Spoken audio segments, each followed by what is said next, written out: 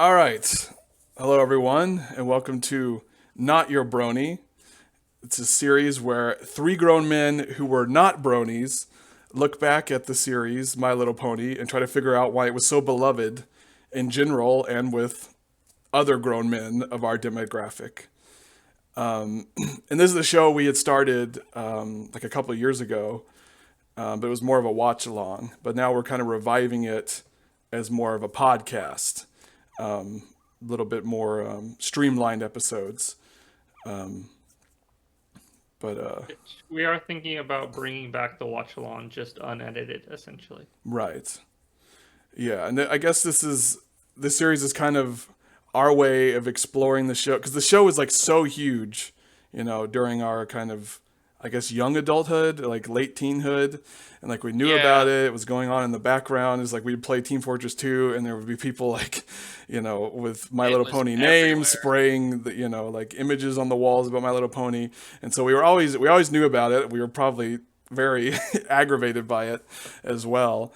But we were always curious, what the appeal was. Because for us personally, we were like never interested in watching ourselves. Like I saw a couple episodes, like when our little sister watched it. It seemed like a decent kid show. But I think for all of us, we were, in the back of our mind, we were like, what was it about that? And so at one point, we were just like, why don't we finally go back and explore it ourselves and see what the big deal was and see if we could be converted into bronies. I don't know if that's necessarily going to be an aspect of it, but we're curious. Can we become fans like they did back then? Yeah, and just see the appeal of the show. I think one thing that isn't too talked about is just how background or how much My Little Pony has gone into the background of the internet. Like it's Hmm. ubiquitous. You can see it on websites, and like you see somebody with a My Little Pony profile picture, and you just glance over it. It doesn't Hmm. even honestly, it doesn't even register that even nowadays that this is something different. It's permeated across the internet. I feel like that even if you weren't in the fandom at this point, you kind of know a little bit, I guess, or just Yeah, it's like you're just like so inundated a little bit that it doesn't even like you know what I mean? yeah. No, it's just like it's through cultural osmosis. It's kind of just seeped into everything. It kind of I know it set the stage for sort of like modern fandom in general, just like the almost like cult like nature of it and how it's everywhere and it becomes a part of every other part of the internet. Every part of the internet's now kind of just connected. It used to be siloed off different forums, but now it's like one thing is it spreads into everything else, all the nooks and crannies. But yeah. Yeah, even your it's attained. Even your grandma knows who Pikachu is. Status. Yeah, basically like that. But yeah, so we originally when we first started the show, we did watch like I think the first three episodes, and we've gone Hmm. back and today we've watched the very first episode once more, the whole the episode that sets up everything. Explains the who, the what, the why, and the Yeah, where. yeah. And I was kind of thinking I was wondering like my thesis for this episode, at least maybe the next episode since it's kind of a two-parter, is like why did people fall in love with this show? Does this two-parter sort of lay the foundation for why that was the case? And I was thinking maybe it's like why this show took off instead of others, like because it has like more world building to it than you know your average show of this nature. It was kind of fun. I feel like at that time, world building and like serialized storytelling as a whole was taking off because I think it is an episodic show, but it still has some of those elements of serialization. It has a through line that it follows. Yeah, and I was just curious if like the fact that yeah, it's a children's show, but maybe the fact that it has lore, it has a bit of a history, and like Lord of the Rings or Dune, even though it's not quite on the same level. If that is what kind of attracted men of our age and I just think of a demographic fat initially. Celestia floating through the air Yeah. now.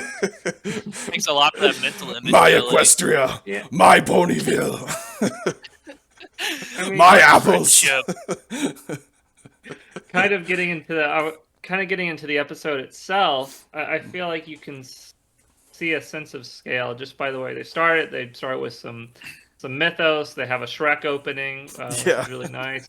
Um, Like that'll and ever so, happen. and then they kind of immediately, like, we're introduced to our main character, who then branches off into all other characters, and it just kind of gives you a back-to-back character look at what Right. we're going into. And it shows that Celestia doesn't really like tolerate a lot of guff, because the moment Twilight Sparkle stepped above her station, she got banished to the countryside. Yeah. Yeah, you were saying it's like in the Communist Party when they send someone out who's Go out to the countryside. That was for the students. yeah. I was making a little joke there. Yeah, because I mean, it's a very like basic kind of intro episode, but I think it establishes everything pretty well. It's sort of just like, oh, here's all the characters. It literally goes character to character without, much. I think this is kind of one of my initial critiques the first time I watched it. It's like very just linear. Let's just it's like, set up all the dominoes. Right, it's like, here are the characters. This is their main personality trait. Yeah, yeah. And this is what they do. Yeah, it's simple, but I mean, it is effective. I do think that is forgotten with the show, is that it is a kids show. Like, Yeah. it is kind of risen above its station, but at its core is a very solid kids show, with the messages it's trying to teach. I think as part of that, I don't know if we want to do it right now, but I thought we could talk about each of the characters. I know you talked about who our best pony was for this episode, but I kind of wanted to go over the different characters, especially as they're like introduced. So Yeah, we can let's talk kind of. about. Oh, go ahead. Talk about, I don't guess, know. Twilight Sparkle. They were all kind of a little insufferable, a little bit. I don't know. They have their charms, but yeah, they are. Some of them are a little over the top. Especially Pinky is pretty. What's the word? Pretty. Hyperactive. Yeah, hyperactive. Yeah, but we So were we're starting gonna with. start with order. Yeah, Jake was saying Yeah, I thought we Twilight were just- Sparkle. Yeah, just starting with Twilight Sparkle. So she knows Doomsday is coming, and yet she still lets herself get distracted by like other things, which is honestly very relatable, I would say. You definitely. know the end's coming, but hey, they're socially pressuring you into doing other things. So I feel like that's a very relatable trait. That is the weird thing, is that like social norms have such a strange power over people. Like even in a life or death situation, you would still like, well, I don't want to be like rude, I still want to like, maintain some level of social decorum. Is a funny Well, thing. the thing is, what's Twilight Sparkle supposed to do? Yeah, I mean, She it's has not. this not. I mean, it's like, even if you do know the world's gonna end, what are you gonna do about it? Yeah, because she told like the one authority figure, like, "Hey, your sister Nightmare Moon's coming back," and she was like, "Yeah, forget it. Go make friends," basically. And it's Part- like, part yeah, of that doesn't exist, even though she did it, she was there. Yeah, yeah. She literally told God that, hey, this is going to happen, and God said, nah, don't worry about it. Of course, we know that God, Celestial, works in mysterious ways. Since we've seen it before, we know that it's all part of her plan to make her make friends, and then therefore be able to solve the problem. But spoilers for next episode. But I just thought that was very funny, and it's just like, yeah, the god of the world is just like kind of gaslighting Twilight Sparkle. Yeah, even though she knows she's right, which is, I think it's funny that Twilight Sparkle's basically a conspiracy theorist in this episode, and nobody trusts her.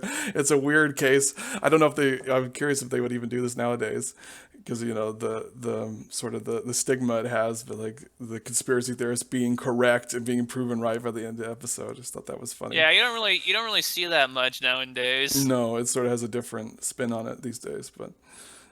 I mean, I guess there have been cases where there have been prophecies, but I mean, could you imagine just like you're reading a prophecy and it's like your boss's brother or sister is going to come back and ruin like either the world or like the company or something like that. You just find that in the library. My boss's know, brother is Satan, and it said we come back on this particular date in this book. That was the other thing, is that they literally have a book that has the script in it, essentially, or it has the plot in this book. Which I think, exposition book. Yeah, the exposition book, which then tells you to like read another book. I believe it was like see the Mare and the Moon or something like that. Yeah, Spike found a reference book. Yeah. and that's what kicks everything off. She's happened to read the right book, I guess. It's funny. Well, I mean, she was always studying, so I Yeah. imagine she would find it eventually. She just found it literally the day before it was going to happen. So. Yeah, it's very good timing, I guess. Celestia Although it doesn't works really in change years anything away. ultimately. Yeah. I forgot what I was going to say. What do we think about Twilight Sparkle? I mean, I relate to her. I think she's a little high strung. She does need to calm down, but at the same time, she does know the world is going to be plunged in eternal darkness. So I can kind of I do like how most of the other ponies were like, "What's she reading?" Just like friendship. nerd. They were very They're very toxic there. I guess in their culture, friendship is like the highest thing, especially since it delivered their That's not- world from darkness. Well, to be fair to like other ponies, like imagine you're like extending an invitation to someone, and all they want to do is just like, no, I don't want to do that. I actually want to just go read books. Yeah, I guess. I don't want to hang out with you at all. Like, how dare you invite me to this party? Yeah. So they're whether it's correct or not, there is definitely some personal offense. But I did want to note because I never clocked it before. But who's Moondancer? Is this Moon going Dancer? to be a character later on? Because they referenced her twice. That Moondancer was having a party, and that Spike had a gift for Moondancer, but then it got ruined. Oh yeah, no, you're right. They never do address that again. That's weird. I don't know. Or Moon At least Dancer not never got in her the teddy first 3 bear. episodes. So I'm just kind of curious who Moondancer is, and will that be a character later on? We'll have to make a note of Justice that. for Moon Dancer. Justice for Moon Dancer. Yeah. Her gift then- got ruined. Yeah. I guess the next character is technically not another pony; it's Spike. Yeah, no, I was gonna ask if we Oh were gonna yeah, include him, but the indentured servant. I know it's such a weird relationship between him and Twilight. I guess they go into it more, but it's like you're saying, he's like an indentured manservant. He's being used as a portal. It's, basically email between Twilight and Celestia. It's like I'm curious, like how does he feel about this? He doesn't seem bright enough to really be concerned about his status in life. Well, he doesn't know anything better. This is normal for him. It's True, been normalized. yeah. He knows no other way of life. He is a child, but it is kind of like if your dog was your secretary, basically. It's like nice. taking your messages, but was also kind of your pet because she kind of treats him as a pet later with Fluttershy. Yeah, she's like, shut up, get the house. I know there's a lot of like, I know, subtly toxic or not so subtly toxic relationships. Yeah, I think between- we'll note the Spike abuse as it occurs and later on. And stuff Yes, like 'cause I that. think there's It's even more That a examples. little bit in this episode. Well, we brought this up, and I think they toned it down in later seasons because people kept bringing it up. They were like, "Well, yeah, maybe this is kind of looking bad." That's funny. We'll have to see if we could find some like articles about that or something. I think it tapers off in later seasons. They tone down the Spike violence. Yeah, but But you say he is a child, and they are physically abusing him. yeah. So I guess is also that next is Applejack. I think one last thing on Spike. It's like if in universe, it's kind of like Pluto and Mickey Mouse almost, except Pluto is talking and can like interact as a normal character. He's more sentient. Yeah. They somehow managed to put that into the show about ponies and like dragons. I don't know how they did that. See, but yeah, the show has a lot of depth. I think that's part of the appeal. The more you think about it, the more these layers get pulled back. Really makes you think. Is it ethical to enslave sentient pet people? Like I know. It really does make you think. That's what you think.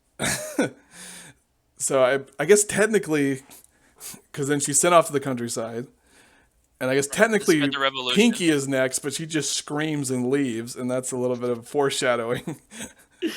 Yeah. So technically, of Pinky, our relationship with Pinky. I know. Maybe we should get better. Yeah, maybe she's a lot. I guess if you're a kid, she's hilarious, but a little too much for me right now. Pinky needs a good brain character to even her out. A good brain character. Oh, Pinky. Totally got me. I didn't realize that. Brain. But I guess we'll put a pin in her for now, and then we have Right. Applejack's the first one that Twilight meets because she's, in order to distract her, or as a part of, Celestia's 4D chess, she's supposed to go and set up this like the summer festival that Celestia is showing up at, and in doing so, she will meet everyone that will allow her to, assemble the You're elements right. of harmony. She is kind of twisting fate to bring these 6 together. Well, that brings in the question of how much free will do the ponies even have at this point? They don't. Are they just pets to Celestia, as Spike is a pet to Twilight Sparkle? I mean, in a way, because it's kind of like a Dr. Manhattan situation where Princess Celestia is, like I said, godlike seemingly. She controls the sun and the moon and kind of knows what's happening. She obviously set up the event to be in this place specifically. And then there's the whole element that we haven't gotten to, which is I think the cutie marks, which, if you'll notice, like everyone in the apple farm has like their treat or their related apple, and that is their cutie mark. And that is their sole role is to either make caramel apples or make the apple fritters, or or specifically grow this type of apple. Yeah, they're all locked to this one particular role. You will dip caramel apples for the rest of your life. So that does imply that Celestia has effectively taken away their free will, because she designates what they're going to be, assuming she has control over that. But remember we were talking about Applejack? We got seriously derailed. Let's go back to Applejack. So and I would say, as people who are from the South, Applejack is like bordering on a harmful stereotype. She's very insensitive. It's like they got banjos playing. It feels like Deliverance, It's like, yeehaw! Come on, everybody! But she has more of a Texas inflection, so it's like they're getting all mixed up. Well, it's doubly offensive. I'm gonna write to Lauren Faust and say your depiction of Applejack and her southernness is very insensitive to me and my 15 people. years after the fact, complained about it. Yeah, I know. Now we're gonna bring it up. But the country, to people, every country accent's the same. People don't know about the different, dialects. But what were you gonna say? Well, I was kind of thinking that Applejack is kind of like modern day Sandy Cheeks in a way. Yeah, I was having that thought. Very, very similar. Although I kept getting Sandy Cheek flashback. Yeah. Although I don't think Applejack will become a scientist, and that will become her entire role. No, she remains pretty like down to earth. Yeah, I mean, she's an apple grower. She could have a degree in horticulture, specifically. Yeah, I guess she could be an environmental scientist. Yeah. I mean, I kind of like the character. That, yeah. I guess because it's like it is representation, even if it's dubious. So I guess I kind of. First it's offensive, and now you like it, Billy, huh? Well, pick one. I'm kidding. Come on. We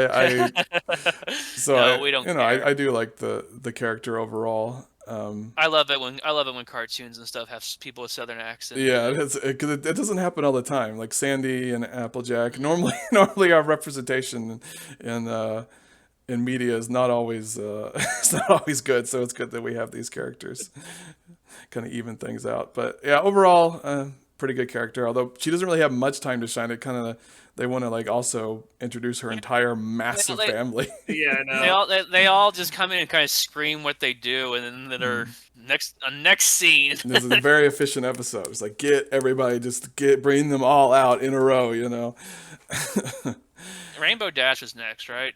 Yeah, yes. Rainbow Dash is she's the clouds. She's proving that Celestia does control the weather. Sends out her minions because Rainbow Dash cloud is seeding. Her role is to move the clouds to make sure there's no storm that interrupts the celebration. Yeah, like when the Pegasi fly across the sky, like what are they leaving? Is what I'm wondering. Like, I know. Like what? What are those chemicals? Yeah. There's pony trails in the sky. But, no, I mean, Rainbow Dash's intro is interesting because she basically just assaults Twilight Sparkle multiple times, and then just like Twilight's like, well, actually, you need to do your job, and then just kind of tricks Twilight, then tricks Rainbow Dash into doing her job. And then is surprised that she can do her job. So I mean, it's kind of an interesting.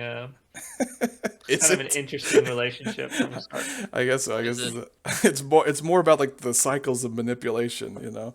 That's Well, you what know I'm what? realizing the show is about. It's like each character has their own little goals and they puppet the other characters. And that's weird. It's like this show's a lot like Succession or Game of Thrones, you know. I'm starting to understand more and more the appeal, I think. House of Cards, but with My Little Pony. Yeah. But yeah, I guess Rainbow Dash seems fine. She's a little like one of those snarky characters, so maybe a little abrasive, but the aggressive Tom girl. yeah, but would it be Tomboy? No, Tomboy. Yeah. Tom Girl is, I'm pretty sure, something completely different, technically. Yeah, but overall, I don't mind that character. So far, not one of my favorites, but better be going to have to stick with these characters for.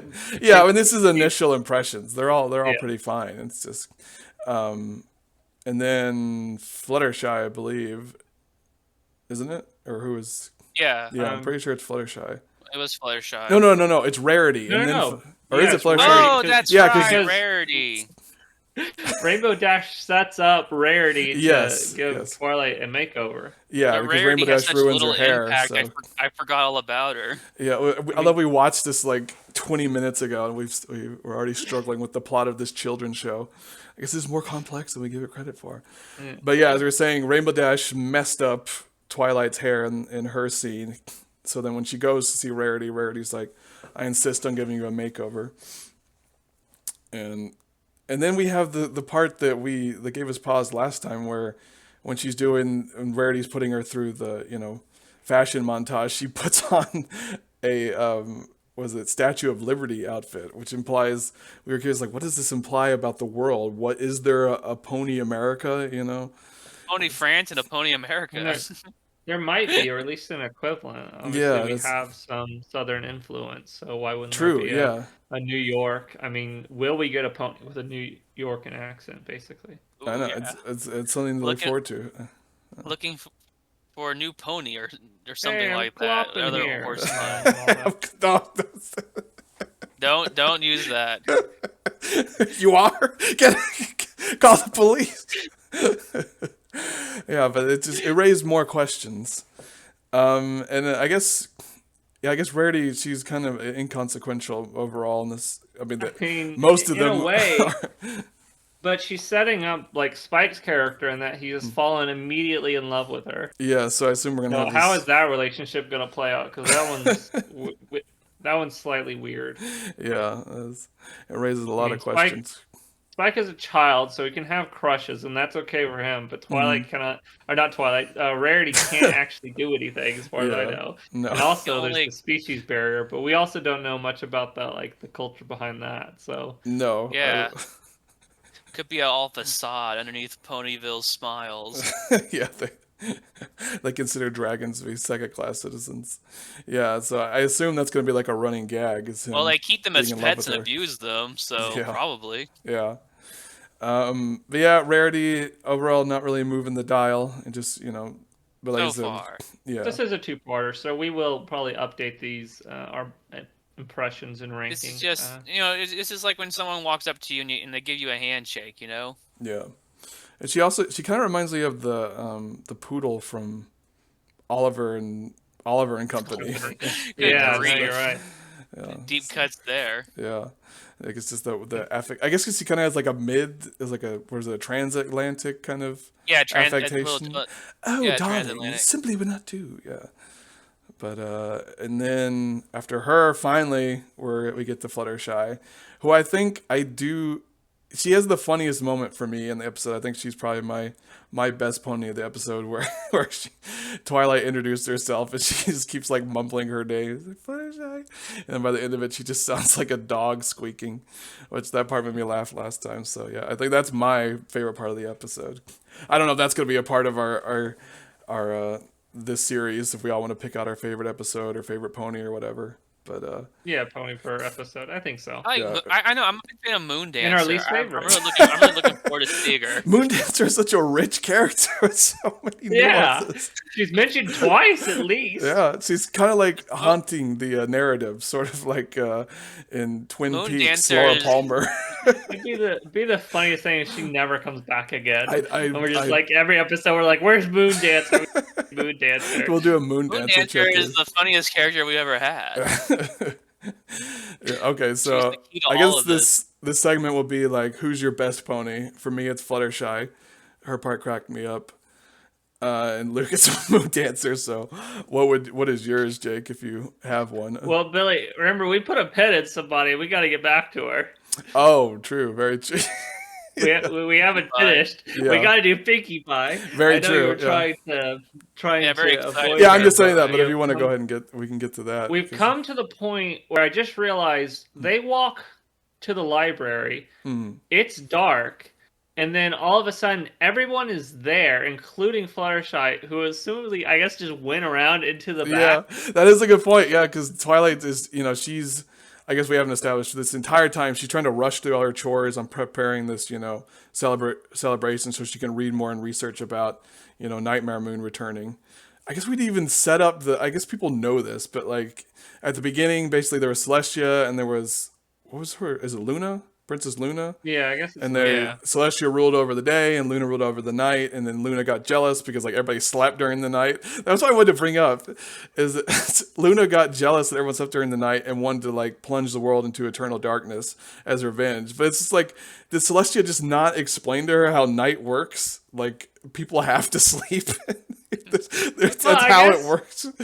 She just she was happy with her station, but she just wasn't happy with how people reacted to the nighttime, basically. And true, like there is a nightlife. I'm assuming they have like nightclubs and stuff, but yeah, I guess she's just jealous that people like the day more. But this was Celestia 1,000 years ago. Oh, true. Maybe they wouldn't. Oh yeah, the technology wasn't as good. Still, people do stuff at night. It's like they all immediately go to sleep. But just like if they're like 1,000 years ago, they're more probably an agrarian society, which means that you did sleep early so that way you could wake up. Right. I mean, I don't know how much. I guess Princess Celestia and Luna could intervene directly because like she rules the kingdom, but like how much did she have like in control of like the development of the ponies and like. Are they the progenitors of all ponies? That's a good question. We did not go back to Genesis. Are they demigods or real gods? I wonder if they'll cover that. Yeah, I'd be curious. I hope they go more into the lore. But anyways, suffice it to say, she wants revenge. Celestia uses the elements of harmony to banish her. And that's what I was suspicious of, is that Celestia immediately just took over day and night without any issue, which implied like... Did Celestia set this up from the beginning? Like she wanted her to become disgruntled so she could take full power and then be like, "Oh yeah, but I saved everyone, so it's fine." It's like a little Julius Caesar thing. We've already established she's a master manipulator. Yeah, no, I know. I don't trust Celestia. Do not trust Celestia. Kind of taking it to a positive view. Maybe she kind of has some foresight that like she couldn't really resolve the issue because she did try to talk it out with.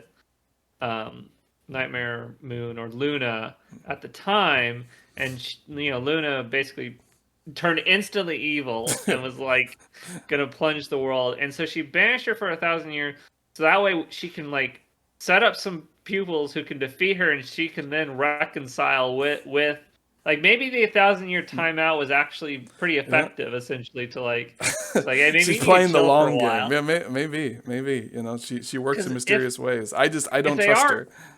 Godlike, then like 1,000 years is like nothing, basically. True. Yeah, no, she lived all this time. A blink of an eye. Yeah. She was still remarkably somewhat sane when she came back after 1,000 years of isolation. Yeah. All I'm saying is she was like viewing everyone. Maybe she's fine, but keep your eyes on Celestia. That's all I'm saying. But yeah, anyways, going back, yeah. Pinkie Pie. Yeah. So they get to the library, and then during all that time, Fluttershy was fascinated by Spike and was asking her questions. And then Twilight's like, "Oh, I want to study more. Get out of here." Throws her out. So to your point, when Twilight goes in, and she's just talking about the apocalypse, and the light turns on, and she realizes that Pinkie, who saw her at the very beginning of the episode, has thrown her a party. Then Fluttershy does just show back up. So I guess she was like, "Okay, I'll just go in the back," or she just waited outside until no, that I didn't think about that at the time, but yeah. You're right there. We call him a little continuity snare, huh? No, I mean it still makes sense. That's probably why she was coming in the first place. Like she knew the party was happening. But yeah. And too, this also leans more credence to the fact that Spike is a little bit more animalistic, as Fluttershy is willing to talk and interact with them, and not a pony. You know? She saw him as like a specimen. Yeah. Well, seemingly, Twilight's lie about him being tired was instantly exposed because Spike then spends the rest of the night partying with the other ponies. Yeah, no, she was just lying so she could get to studying, and Spike was literally like, "No, I want to talk more." You know, she was trying to control him. But then, like instantly, they have the party. But I mean, kind of getting back to Pinkie Pie, I feel like at least the first time we were kind of unfair to Pinkie Pie. Like, we are. Party in there. Yeah. No, I mean throwing the party inside of the library. Oh. But seemingly, like, this is just a tradition that you just stay up all night anyway, so it's not like it was preventing Twilight from doing anything. It was just... Think about it. You know, the library is technically supposed to be a public building. They just have her up in the attic, essentially. True, yeah. No, it's... Yeah. Maybe I'm too unfair to Pinkie Pie, but she is a lot. And not all her, like, comedy clicked for me, but, you know, she's entertaining. And see, what else does she do in this part of the... She did the hot sauce thing. Yeah, I mean, really not much. She just kind of talks to Twilight, and then just like Twilight actually hot sauces her drink like a lot, and then runs upstairs, and then she just kind of puts hot sauce on a cupcake and eats it. Cause Pinkie Pie does. Yeah, that deranged. Was literally there for her. Twilight just grabbed it for some reason. That's why I was wondering. It's like, were those margaritas? Was that the joke? Because they're in like the bowl cup sort of deal. I was like, that's an odd reference for this children's show. We're not alcoholics, alcoholic. but we're not alcoholics. Tabasco drink? Yeah, I think because it's a tomato drink, so I'd imagine you probably could put some margarita. Yeah, you wouldn't. Didn't remember if it was spicy already. I can't remember. I think it might be, but I guess you can probably flavor it some more. But we're not alcoholics. But she was not using it to flavor her drink. She was putting on cupcakes. Yeah, no, yeah. Pinkie Pie had it for a completely separate reason, regardless. But yeah, and then Spike comes in to talk to her because Twilight has not yet learned the lesson that she needs to cut loose and not read so much. Basically, the whole episode's like, don't be such a nerd, Twilight. Actually, get out and interact with people. Touch grass. Yeah. I think we're gonna get into that more in the next episode, but the point was the solution to Nightmare Moon, I think, is not found in books, actually. No. So this is a very anti-intellectual show. Do not trust knowledge. Go out and use your own instinct. Yes. Well, I think that it's probably, somewhere in between. But I can't remember what happens. Do not trust the lies of your forebears, even though I'm the one who technically wrote them. Yeah. I know. Celestia, it's a little confusing messaging. So I'm trying don't listen to those dusty books which are about me. Yeah, which I wrote to, explain things. Well, she may not have written them, but just like somebody cataloged it, obviously. Maybe her historian? Yeah, I guess so. Or horstorian? It's horstory. Horse pun. Yeah, and so I'm trying to remember, that's when she's frustrated. And then, I can't remember, does the celebration happen that same night? Is that... because... It's the longest day of the year, so... Yeah, and you stay up all night until basically Princess Celestia raises the sun. So I imagine, because we've gotten to the event part, everyone's done their little bit. There's the catering, there's the little songbird intro, and then Princess Celestia is, I imagine, supposed to come out. They're supposed to have like probably a speech and a party, and then she walks outside and raises the sun or whatever. But Celestia is gone. Right. She's got horse snap. She's been, well, I guess it didn't technically happen. I was thinking she's been Oswalded in the booth, but she didn't make it to the booth, so. Yeah, no, I assume that's the wrong. Oswald in the booth. What are you referring to? No, it's John Wilkes. John Wilkes booth. Oh, yeah. I was thinking the wrong assassin. Sorry. Yeah, I was trying to think, like, how did Harley Oswald win the booth? No, I had my assassins confused. It happens a lot. Yeah. It's an easy mistake to make. Because she was up and... No, I see what you're saying now. It's like Luna John Wilkes zapped Booth her. was on the grassy knoll, right? Yeah. It's except for Tyrannus, and sniped him with a freaking flintlock pistol. Or whatever the heck. Sorry. Nothing to do with My Little Pony. Yeah. But, yeah, basically Luna's just there. She's awakened after all, and... and it basically ends there, but everyone's just like, it's real, And they didn't even know. No, Twilight is the only one who was aware. Completely unaware. They didn't even know who she was. Completely flat-footed, but I can't remember exactly how... Oh, go ahead. Oh, it's kind of a twist in itself, because usually, like, everyone's like, oh, there's a prophecy, but we don't really believe it. They weren't aware of the prophecy. Twilight was, like, the only one. Yeah. Maybe Princess Celestia who's aware that anything was going to happen. Which implies that reading books is important, so I guess maybe... It is important. Yeah. Say that. I don't know what the message is. Yeah, I'm trying to remember how it all shakes out in the next episode, but I remember that I think there's, like, trials in the next episode, but... Yeah, what were you going to say? Very specific trials. Wait, who was going to say what? You were getting onto something. Oh, I don't remember what it was. It's just basically the next episode we'll see how it shakes out. I'm curious how thematically it all comes together. I can't remember, but yeah, no, not a. Do what? I vaguely remember a bridge. Yeah, no, I remember the trials, but I don't remember how everything wraps up entirely. A long time ago, I forgot most of it. Yeah, but we'll find out next time. And that's... Fingers crossed for Moon Dancer. Yeah, we'll finally see what Moon Dancer. Well, we know she's not in the first 3 episodes at least, because we or at least I don't remember. Right. I know they're setting her up for that'll pay off a long time in the future. So I guess going back to who is your best pony, now that we've covered Pinkie Pie somewhat, and we have all of them now. Who is your best pony? Do I have to choose the main 6 or? Well, you picked Moon Dancer. Let's choose the main 6. You can have Moon Dancers like a thing, but like out of the main 6.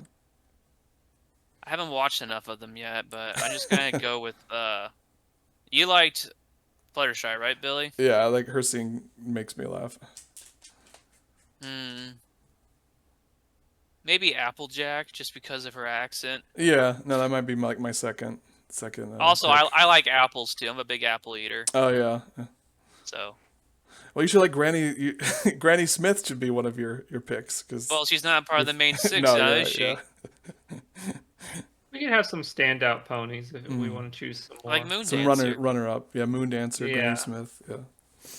Honorable mentions, but just like keeping it to the main 6. For me, it is Twilight Sparkle. She's our main. But I do like the observation of just like knows the world's gonna end, can't really do anything about it, or like tries to do something but just gets completely distracted. Knows all that. So I relate to that quite a lot. Yeah. It's very very relatable. But yeah.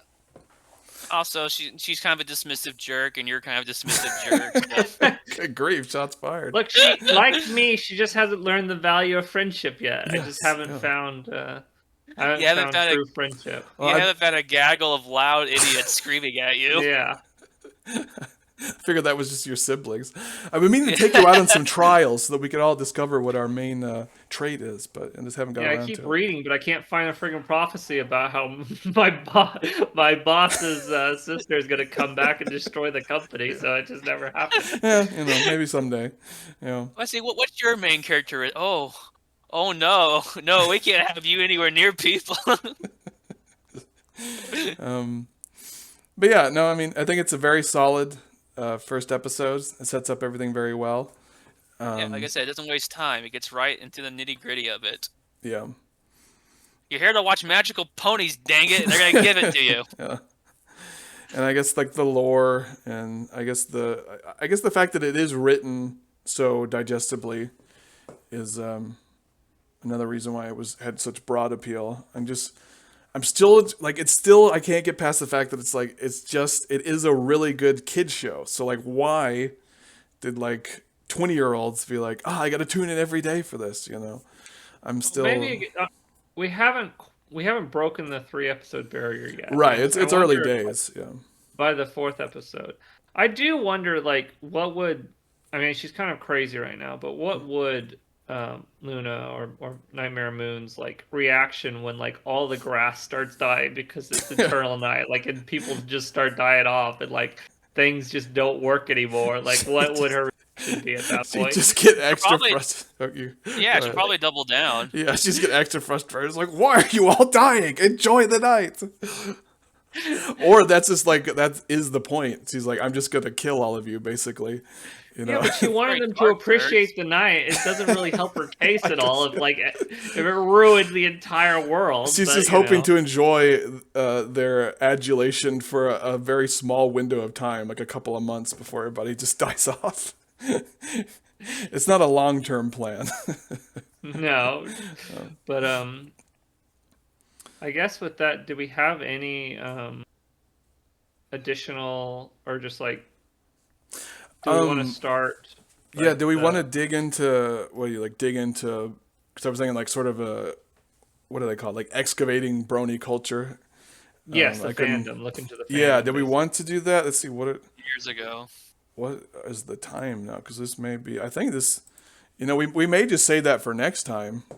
Okay. Because we've I feel like we've a solid episode. Yeah. But yeah, I'm glad that we're finally getting back into this and continuing our exploration of the show and brony culture writ large. It's such an interesting core question. What drew everyone in? I may be like looking into what people have said, and like we can figure that out. I'm kind of formulating my own theories, but I'm looking forward to exploring that more as the series progresses. I'm just gonna wait and see if anything clicks. Yeah, maybe it will. Maybe we'll just be like, it'll be like that Danny DeVito gif. We'll be like, oh my goodness, I get it now. I get it. Yeah. But yeah, no, I'm looking forward to it. It's all stay there in silence. Let's all think about what we learned today. Yeah. What was the lesson?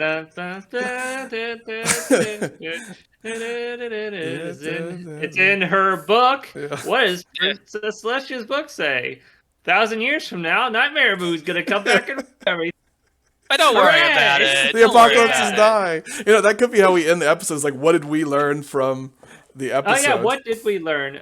I think we're coming back to, at least for right now, reading books doesn't really do anything for you. Yes, we learned that. It doesn't provide a solution to your problem, because it still happened and God didn't listen to you. Yes. And there's nothing you can do about it. You're a helpless pawn to the winds of fate. Exactly. We've learned that we are all cursed by knowledge, like Cassandra, forever to scream at people and to try and instruct them in the proper way, but they will not listen. They will call us nerds and say, go hang out, go to the nightclub or something. Yeah, the lesson is fatalism is A-OK, is the way the world works. Yeah, books are bad. Nobody will listen. Go party. That's what we learned. Thanks, Celestia. Like Fahrenheit, what was it? Fahrenheit 451, right? Yeah, it's like the message of Fahrenheit 451 or whatever. Yeah, that's the opposite of that, actually. Yeah. All right, well, I guess since we've established what we've learned, we'll call it there.